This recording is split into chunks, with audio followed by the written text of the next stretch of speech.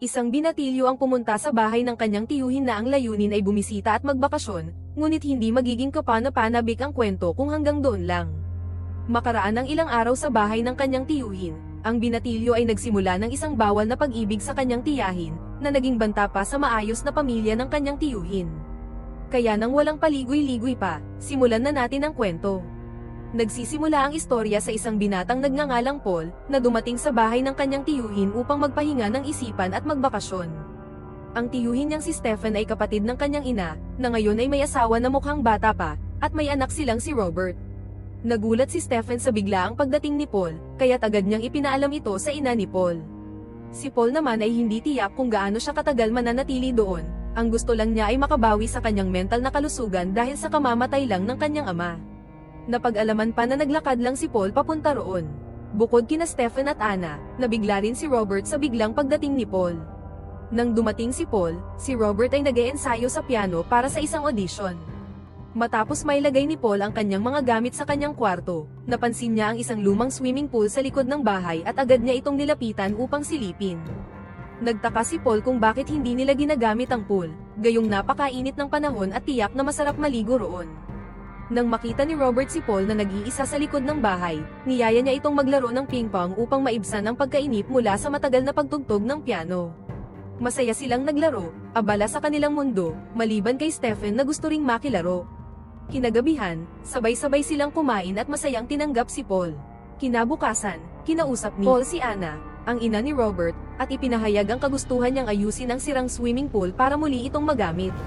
Una, hindi pumayag si Anna, dahil ayaw niyang mahirapan si Paul sa pag-aayos ng pool mag-isa. Ngunit mapilit si Paul, sinabi niyang kaya niya ito, at pinag-aralan na rin niya kung anong mga bahagi ang kailangang ayusin kaya tiyak na mas mapapabilis ang trabaho. Sumang-ayon naman si Stephen, at sinabi pa niya na mas mabuting si Paul na lang ang gumawa kaysa tumawag pa ng manggagawa. Dagdag pa niya, babayaran niya si Paul kapag natapos ang pagkukumpuni. Lumipas ang mga araw, unti-unting naging komportable si Paul sa kanyang pananatili sa bahay ng tiyuhin. Madalas silang maglakad-lakad ni Robert sa gubat at magbiruan, at minsan ay nagjogging pa sila papunta sa isang lawa na sinasabing kontaminado ng nitrate at hindi maaaring languyan. Sa bahay, bukod sa kanyang asawa at anak, mayroon ding alagang aso si Anna na parang anak na rin ang turing niya. Isang araw, habang papunta sa kusina, aksidenteng nasulyapan ni Paul si Anna na nakatalikod habang hinahalikan ang kanyang aso. Ang tanawing iyon ay nagpukaw sa pagkakagusto ni Paul dahil sa nakalantad na bahagi ng hinaharap ni Anna. Ngunit sinikap pa rin ni Paul na mag-isip ng positibo. Makalipas ang ilang araw, napansin ni Paul na hindi gaanong maayos ang pamilya ng kanyang tiyuhin. May mga suliranin sila sa pera at madalas ay hindi sumusunod si Robert sa inuutos ng kanyang ina. Kapag oras na ng ensayo sa piano, mas gusto pa nitong makipaglaro ng ping-pong kay Paul. Dahil dito, unti-unting nailang si Paul kay Robert, kaya't nagdesisyon siyang ayusin na lamang ang swimming pool upang magkaroon ng ginagawa. Hindi nagtagal, dumating si Anna at niyaya si Paul na mamasyal kasama ang kanyang aso habang sila'y naglalakad sa gubat. Sinabi ni Anna kay Paul na hindi maganda ang kalagayan ng kanilang pananalapi. Dagdag pa rito, kailangan din niyang tutukan ang pagsasanay ni Robert sa piano dahil malapit na ang audition nito, isang mahalagang hakbang para sa kinabukasan ni Robert. Habang sila'y nag-uusap, biglang kinagat ng isang putakti ang batok ni Paul.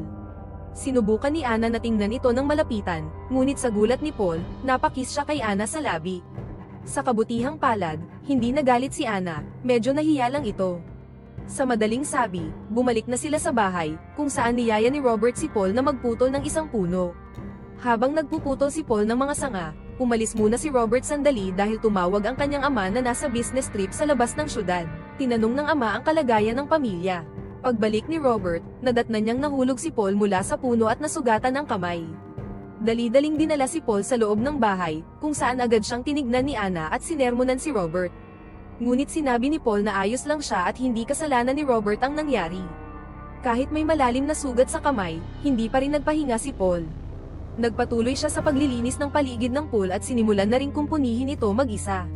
Siyempre, ayaw ni Anna na mapagod si Paul, kaya ginawan niya ito ng inumin at sabay silang uminom, dito na nagsimulang umusbong ang pag-ibig sa pagitan nila. Samantala, papalapit na ang audition ni Robert sa piano, pero imbes na mag-ensayo, nakikipaglaro pa ito ng ping-pong kay Paul. Makalipas ang ilang araw, nagsimula na ang audition. Naiwan si Paul sa bahay habang sina Anna at Robert ay umalis papunta sa venue. Habang nasa bahay, nakatanggap ng tawag si Paul mula sa kanyang tiyuhin na nagtatanong kung kamusta ang lagay ng pamilya. Ibinahagi ni Paul na nasa audition si Robert kasama si Anna. Matapos nito, pumasok si Paul sa silid ni Anna at nahigang mag-isa, habang nag-i-imagining ng pagpapalakpakan nila ni Anna. Ngunit hindi nagtagal, dumating si Anna kaya dali-daling lumabas si Paul ng kwarto. Pagkikita nila, sinabi ni Anna na umuwi siya agad dahil nagkagulo sa audition, tinamad daw si Robert at ayaw nang tumuloy. Pumasok si Anna sa kanyang silid at sinundan siya ni Paul. Naabutan niya si Anna na tila malalim ang iniisip. Nilapitan siya ni Paul upang damayan siya. Ngunit imbes na tahimik na pag-uusap, nadala sila ng damdamin at nauwi sa mainit na palakpakan. Lubos silang nalulong sa sandali, hindi man lang nila namalayang dumating na si Robert at nasaksihan ang ginagawa nila. Simula noon, nagbago na ang pakikitungo ni Robert kay Paul, naging malamig at mailap. Maging kay Anna ay wala na siyang galang, hindi siya nakikinig sa kanyang ina at nagpipiano ng malakas na parang sinasadya. Unti-unting naging magulo ang buhay sa bahay.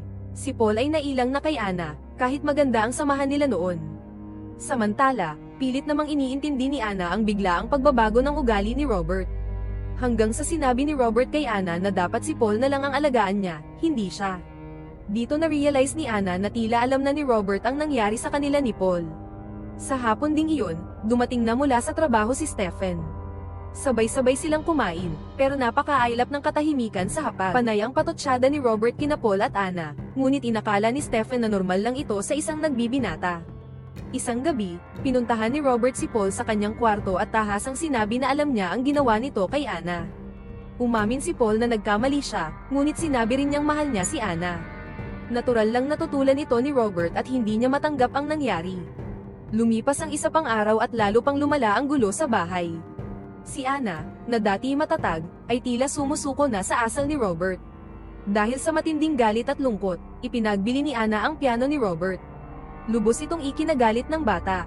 Samantala, natapos na ni Paul ang pag-aayos sa swimming pool at maaari na itong gamitin. Ngunit sa kabilang banda, tuluyan nang tinapos ni Anna ang kanilang relasyon. Lubhang nasaktan si Paul, kaya nang gabing iyon, sa galit at pagkadismaya, itinapon niya ang alagang aso ni Anna sa swimming pool at iniwan ito roon. Pagsapit ng umaga, wala na si Paul sa bahay. Ang bumungad kay Anna ay ang alaga niyang aso, wala na at palutang-lutang sa tubig. Kinuha niya ito at napahagulgol sa sobrang sakit ng pagkawala. Habang pinagmamasdan siya ni Paul mula sa malayo, nakangiti itong parang nasiyahan sa kanyang ginawa. Maya-maya, tuluyan na siyang lumisan sa lugar. At dito nagtatapos ang pelikula.